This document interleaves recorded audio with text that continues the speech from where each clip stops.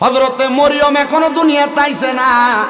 মরিয়ম আলাইহিস সালাতু ওয়াস সালামের মা মানে ঈসা নবীর নানি, ওনার নাম হলো হযরতে হান্না। নাম কি? হযরত হান্না। আর হযরতে ঈসা নবীর নানার নাম হলো হযরতে ইমরান। মারহাবা কন্যা। হযরতে ইমরানের কাজ ছিল উনি বর্তমান যে বাইতুল মুকাদ্দাস আছে, ওই যে ইসরায়েল যে জায়গায় জুলুম করতেছে, ফিলিস্তিনের মুসলমানরা মারে না, এই মসজিদে আকসা, কোরআনের ভাষায় এটারে কয় বাইতুল মুকাদ্দাস। তো ঈসা নবীর নানা ওই মসজিদের ইমাম ছিল, খতিব ছিল, বড় ইমাম সাহেব। এক মসজিদের ভিতরে কত ইমাম থাকে না? খতিব সাহেব, ইমাম সাহেব, মুয়াজ্জিন সাহেব, খাদেম সাহেব থাকে না? ঈসা নবীর নানা ছিল ওই মসজিদের বড় ইমাম সাহেব। তো ঈসা নবীর নানি উনি উনার স্বামীরে বলছে, মানে ঈসা নবীর নানারে বলে, স্বামী গো, আপনার কাছে ফরিয়াদ, আপনি দেখেন না আমার আল্লাহ তাআলা তো আমার একটা সন্তান দিতেছে না। ও আল্লাহ, আমার যদি একটা সন্তান হইতো, আমার সন্তানটা আমাদের ইন্তেকালের পরে আমরা লেগে দোয়া করত। মা বাপ কি জিভুতের কাছে টাকা পয়সা চায় না? মা বাপ চাই আমরা মরে গেলে আমরা জিভুতে আমরা লেগে দোয়া করতো। কি কথা কন না কেন? ঈসা নবীর নানি একটা ডাক দিয়া কয়, স্বামী গো, আপনি আল্লাহর কাছে দোয়া করেন না, আমার আল্লাহ তাআলা আমার জন্য একটু দোয়া করত। হযরত ঈসা পয়গম্বরের নানা ইমরান আলাইহিস সালাতু ওয়াস সালাম ডাক দিয়া কয়, হান্না, কত দোয়া করলাম, আমার আল্লাহ তো আমি ইমরান আলাইহিস সালাতু ওয়াস সালামের দোয়া কবুল করে না। এ হান্না, আসো আজকে আমরা জামাইবো দুইজন মিলই দোয়া করি। স্বামী স্ত্রী একসাথে মিলে দোয়া করলে দোয়া কবুল হয়। নুরাপুর এলাকায় যখন বিয়া হয় দেখবেন জামাই বরে এক ঘরের ভিতরে ঢুকাইয়া 2 রাকাত নামাজ কিন্তু পড়ায়। কি পড়ায় না আপনার এলাকা? আছে নিয়ম এটা। বলে আসুন আমরা দুইজন একসাথে মিল্লা দোয়া করি। বলে কেন? বলে জামাই বউ একসাথে বৈশা দোয়া করলে আমার আল্লাহ তাআলা দোয়া কবুল করে। আসো আমরা একসাথে দোয়া করি। ঈসা নবীর নানি খুশি হইয়া 2 রাকাত নামাজ পড়ছে। নামাজ পড়ে আমার আল্লাহর কাছে ডাক দিয়ে কই, মাবুদ,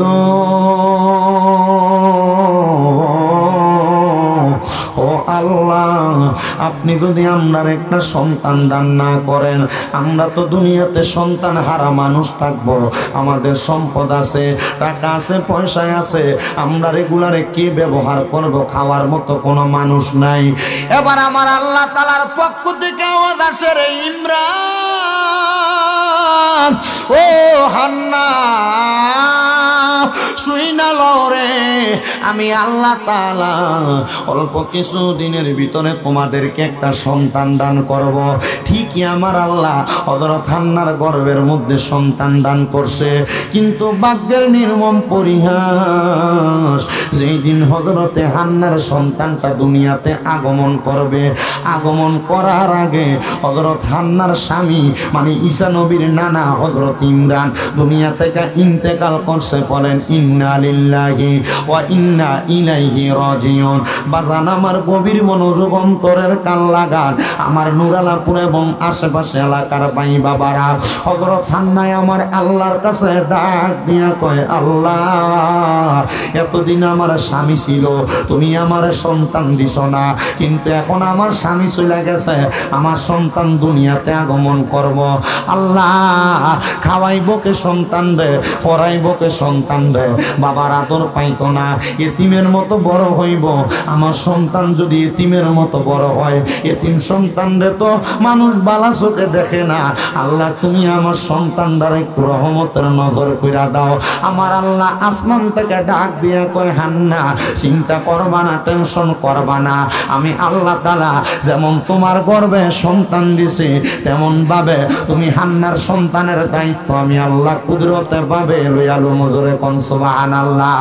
ওরে মাওলা রে তোর কুদরতেরি দায় কেউ বুঝিতে পারে আবার কেউ বুঝতে পারে আমার দয়াল আল্লাহ রে।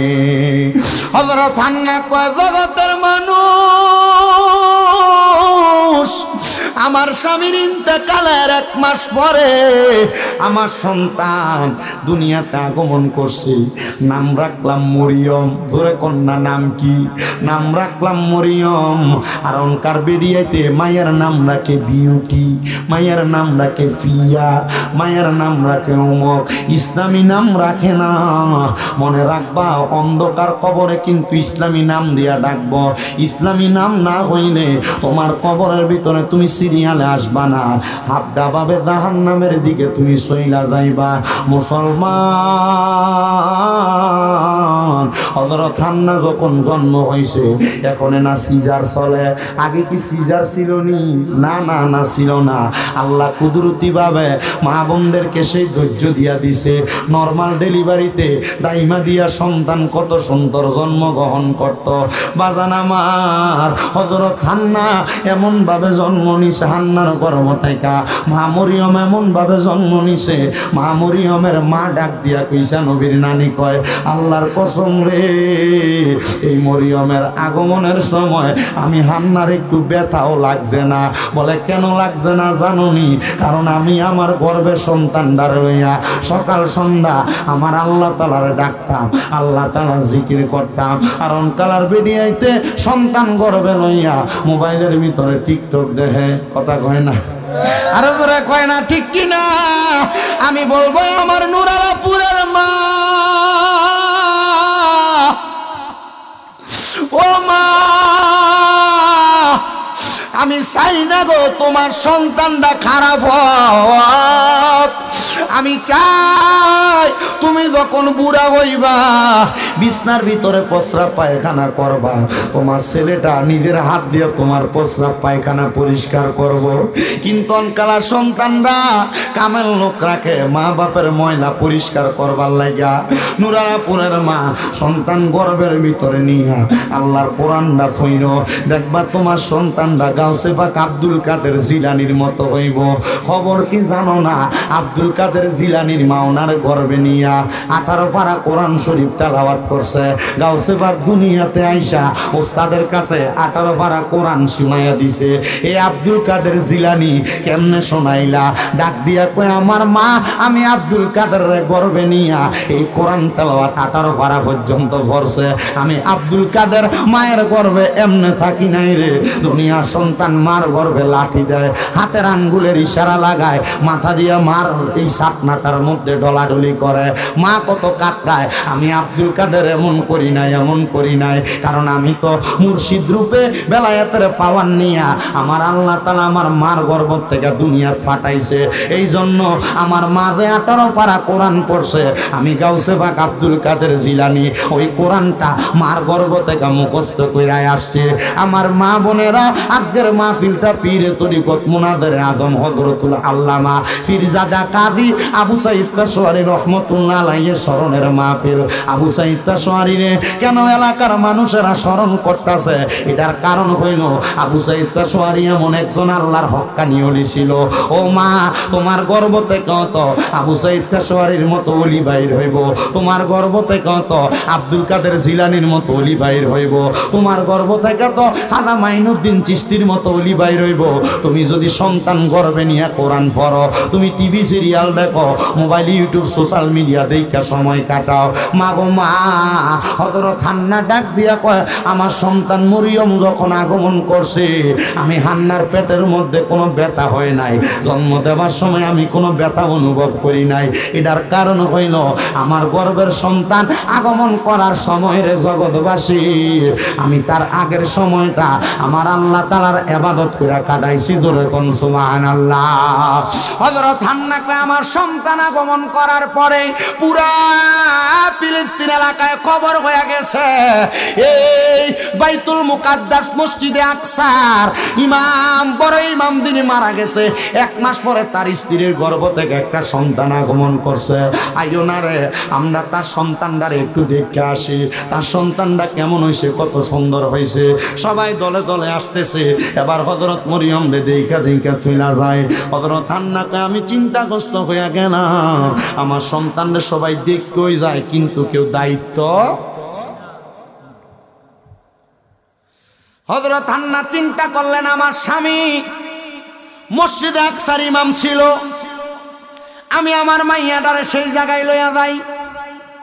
মা মরিয়ম রে কুলের ভিতরে কইরা হযরত হান্না মসজিদে আকসার সামনে গেছে, সালাম দিছে, আসসালামু আলাইকুম ওয়া রাহমাতুল্লাহ।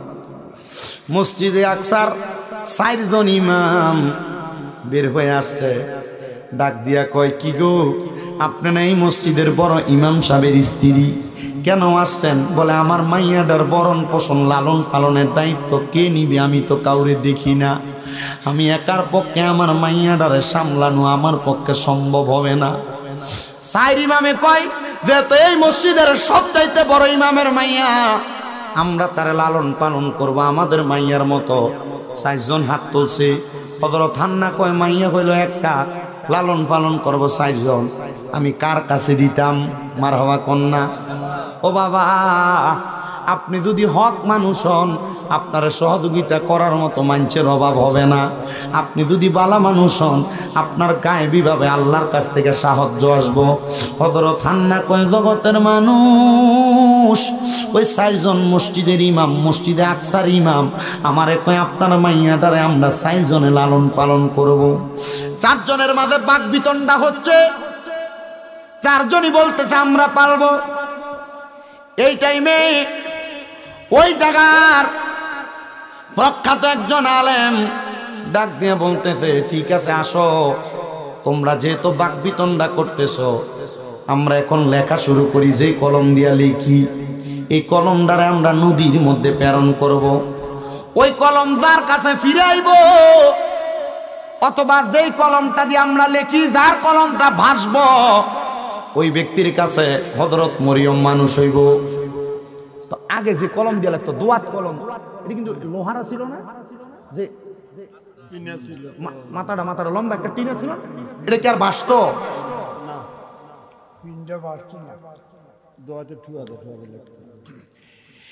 এবারে 4টা কলম সবাই নিছে, 4টা কলম নিয়ে নদীর মধ্যে মারছে।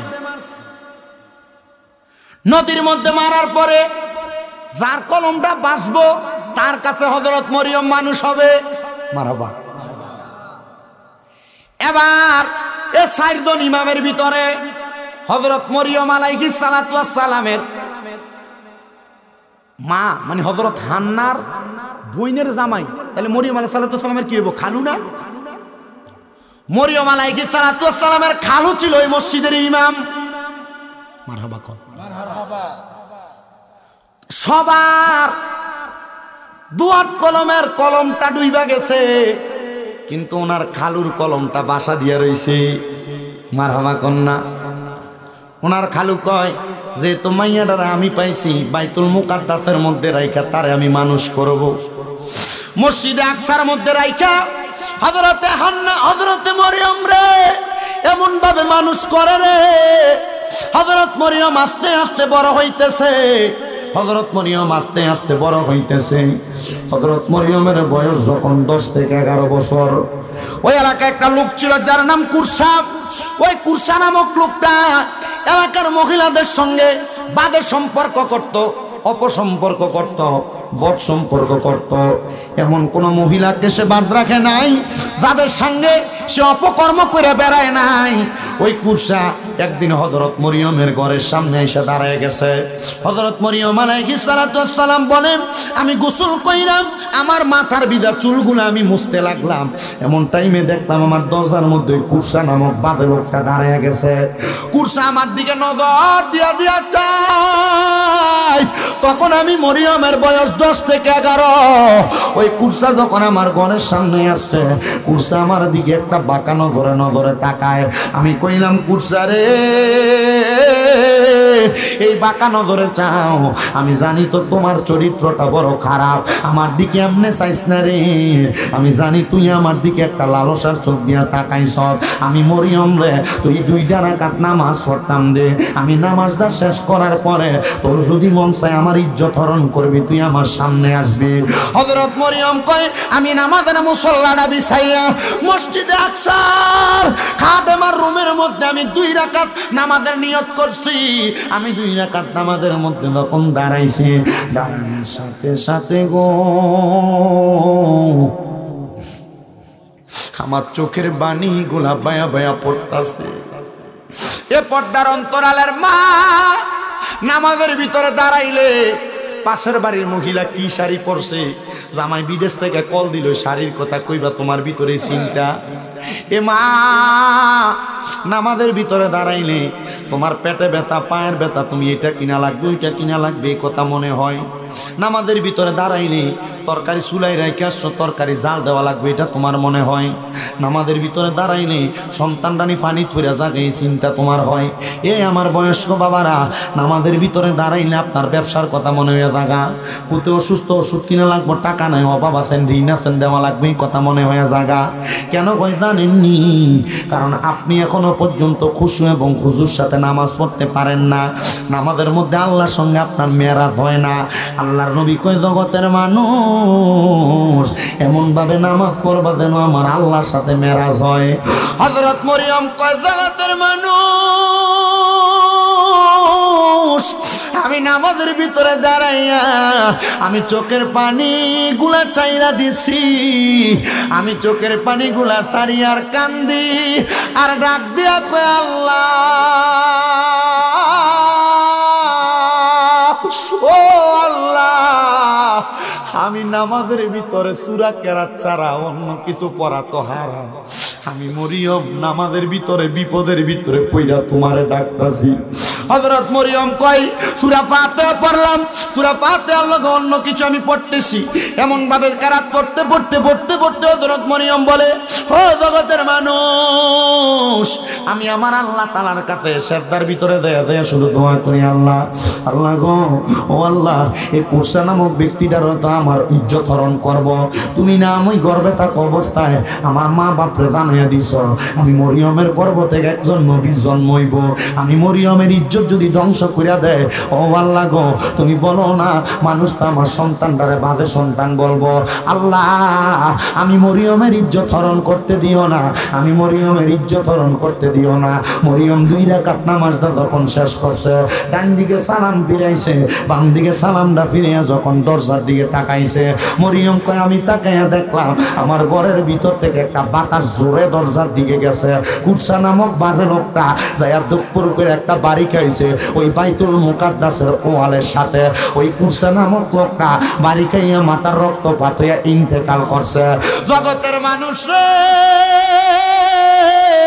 কোন মানুষের মনে কষ্ট দেওয়ার আগে সাবধান, কোন মানুষের সাথে অন্যায় করতে সাবধান, কোন মানুষের সাথে জুলুম অত্যাচার করতে সাবধান। বলো হুজুর কেন?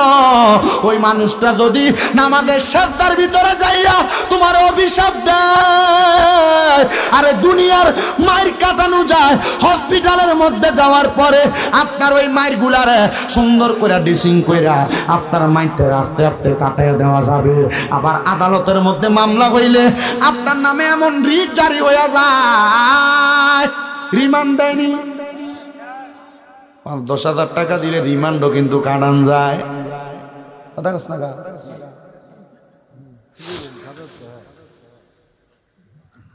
5 দিনের রিমান্ড চাইলে প্রতি 5,000, 1 দিনের রিমান্ড কাটা। ওই কথা কয় না কি রে? ওই রিমান্ড যদিও টাকা দিয়ে কাটানো যায়, আল্লাহর রিমান্ড কি টাকা দিয়ে কাটানো যাইব? আমি কারোর লগে কোনো অন্যায় করলাম, আমার মুর্শিদ ভাইয়ের লগে বেয়াদবি করলাম, মুর্শিদ ভাই আমারে কিছু কইল না, কিন্তু মসজিদের ভিতরে দেয়, সাদ্দার ভিতরে দেয় কইল আল্লাহ এ বেটা আমার লগে বেয়াদবি করছে, আমি তো তার লগে কোনো অন্যায় করছিলাম না। আল্লাহ কয় রাখ তার বিচারটা, ইন্না বাতশা রব্বিকা লাশাদীদ, শক্ত কইরা দইরাম, এমন ধরা দইরাম বান্দা ছুটতে পারতো না।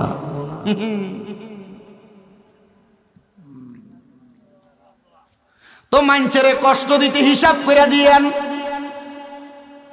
ফরের হক খাইতে একটু বাচ্চা খাইয়েন,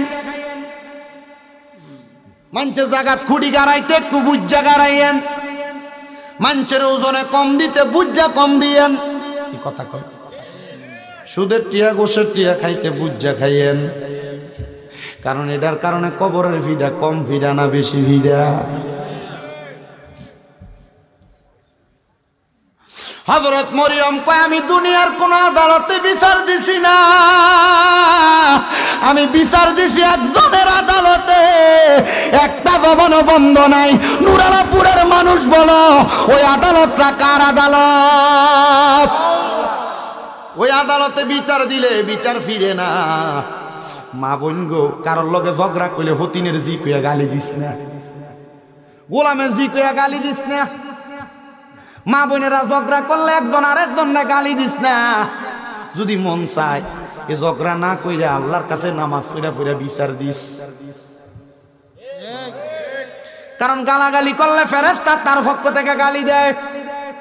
আমি যেদিন এই হাদিস পড়ছি এদিনের পর থেকে আমারে কেউ যদি অন্যায়ভাবে গালিগালাজ করে আমি তার কথার উত্তর দেই না। কি নবীজি রহমাতুল লিল আলামিন নবীর কাছে এক সাহাবী দৌড়ে আসছে, ইয়া রাসূলুল্লাহ ইহুদি আমারে গালি দিছে।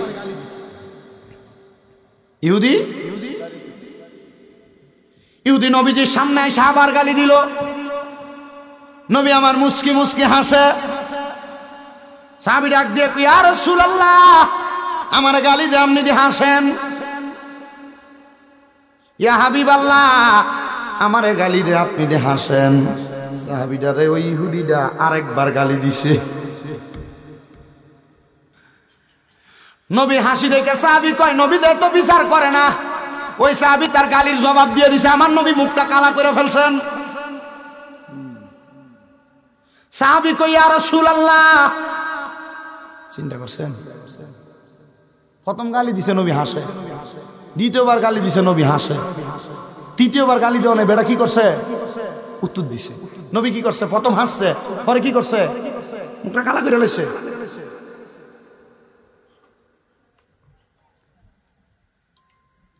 সাহাবী কই, ইয়া রাসূলুল্লাহ, ও দয়ার নবী, দুইবার গালি দিলাম না হাসলেন, তে তিনবার গালি দিলাম, আমি তার জবাবটা দিলাম।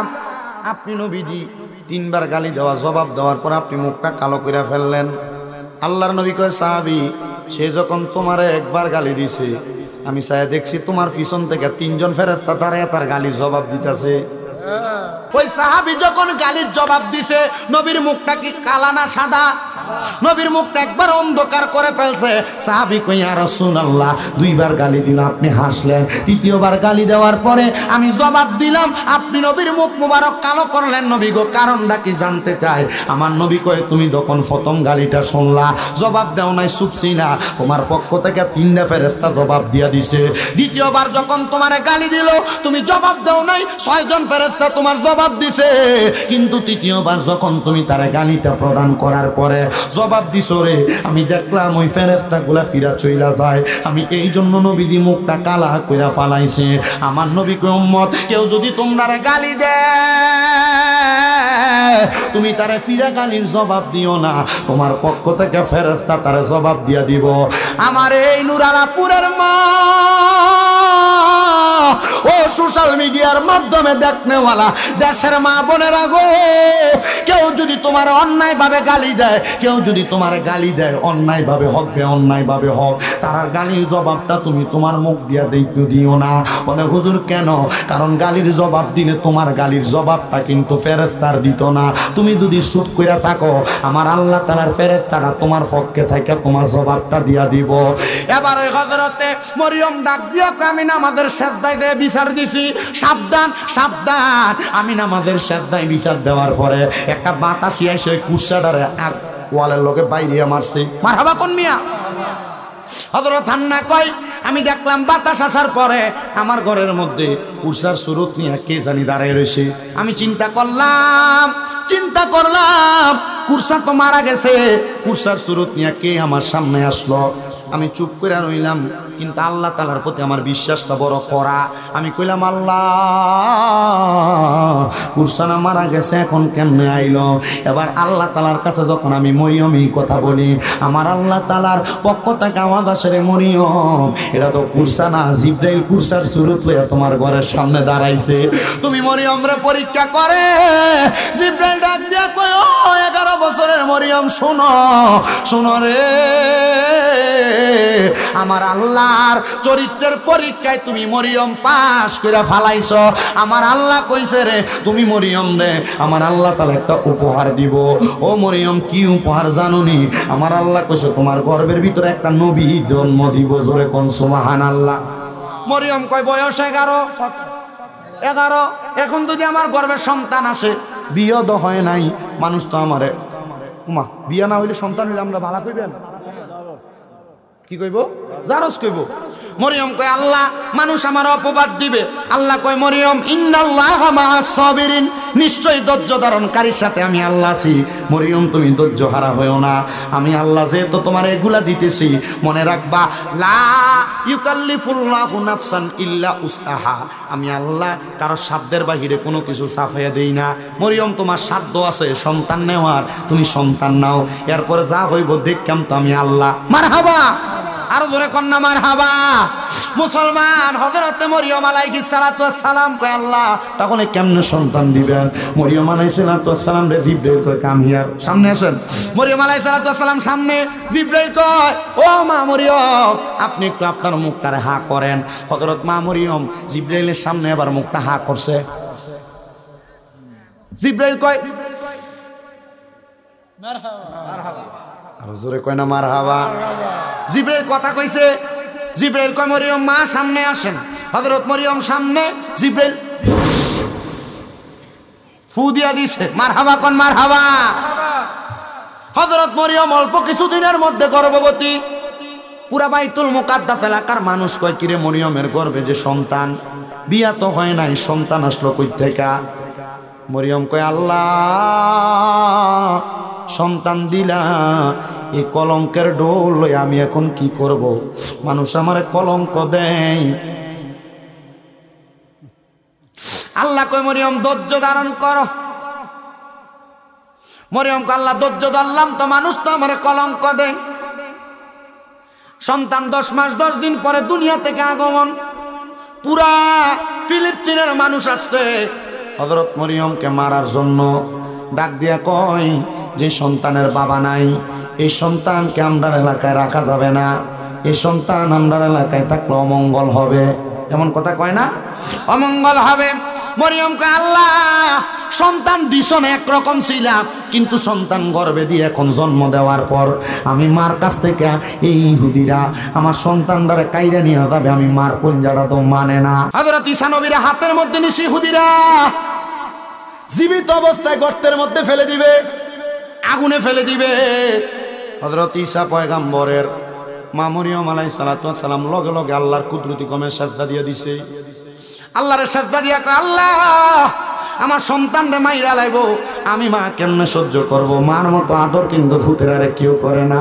ও বন্ধু, ওই মা বাবার মনে কষ্ট দিয়া দুনিয়াতে শান্তি পাইব না, আখিরাতের মধ্যে শান্তি পাইব না। সে কই তোমরা কোনোদিনও মায়েরই মনেতে কষ্ট দিও না, তোমরা কোনোদিনও মায়েরই মনেতে কষ্ট দিও না।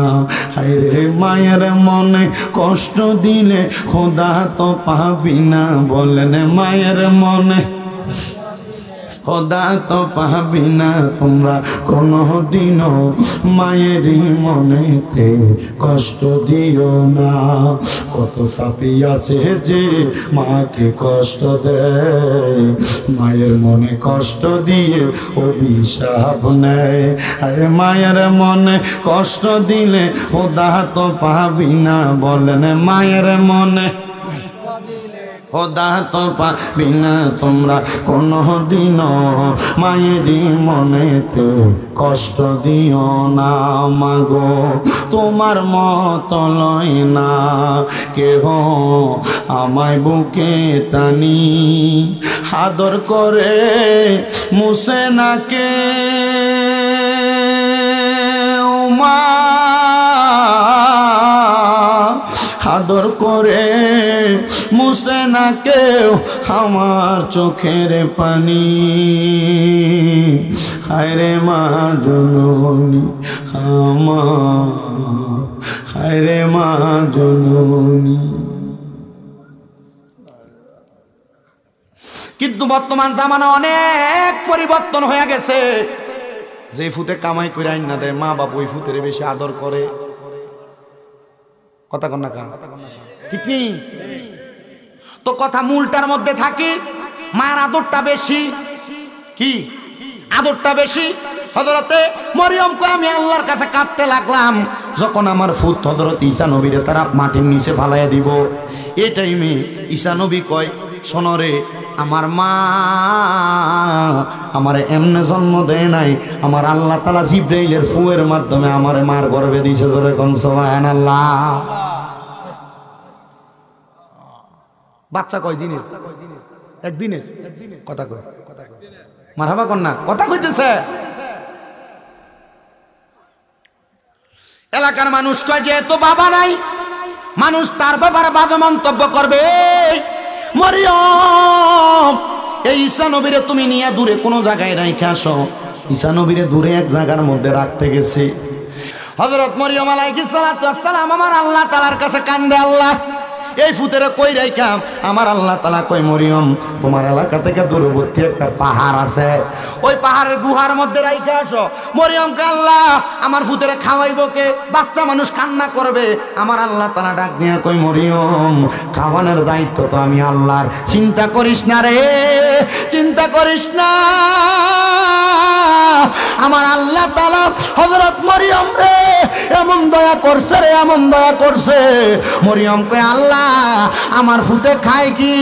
ওরে বাবা আপনাদের এলাকায় সন্তান জন্ম নেওয়ার পরে দেখবেন সন্তানের আঙ্গুল ছোঁয়নি, ছোঁয় না। এটা কেন ছোঁয় জানেন? হযরত মরিয়ম যখন ওই সন্তানের রাইখায় আসতে গেছে, আমার আল্লাহরে কয় আল্লাহ ফুতে খাইব কি রাইখা গেলে? আল্লাহ কয় প্রত্যেক রাত্রবেলা আইসা আইসা সন্তানরে খাওয়াইও। আমার আল্লাহরে কয় আল্লাহ রাত্র খাওয়াইলে সারাদিন কি আমার ফুতের পেটে খিদা লাগবো না? আল্লাহ কয় মরিয়ম আমি আল্লাহ তোমার সন্তানের শাহাদাত আঙ্গুলের মাথাটার ভিতরে একটা জান্নাতের দুধের নহর লাগাইয়া দিছি।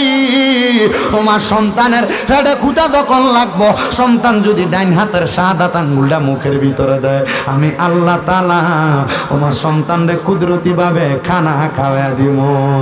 ওরে কেউ বুঝিতে পারে না রে মাবুদ মাওলার খেলা, আরে পীর মুর্শিদের খেলা। আরে জোর করিয়া বুঝতে গেলে তার ঘটে মরণ জ্বালা, আরে জোর করিয়া বুঝতে গেলে তার ঘটে মরণ জ্বালা। কেউ বুঝিতে পারে না রে ওলি আল্লাহর খেলা, আরে পীর মুর্শিদের খেলা। ওরে সত্যির বছরে কারোর কেনাগি ফুটে না, আবার 6 মাসেরও কালের দয়াল পাই যে 16 আনার দয়াল পাই যে 16 আনা দয়াল জোর করিয়া দিবে তোরে জোর করিয়া দিবে তোরে ববের যত প্রেম জ্বালা কেউ বুঝিতে পারে না রে ওলি আল্লাহর খেলা আরে পীর মুর্শিদের খেলা।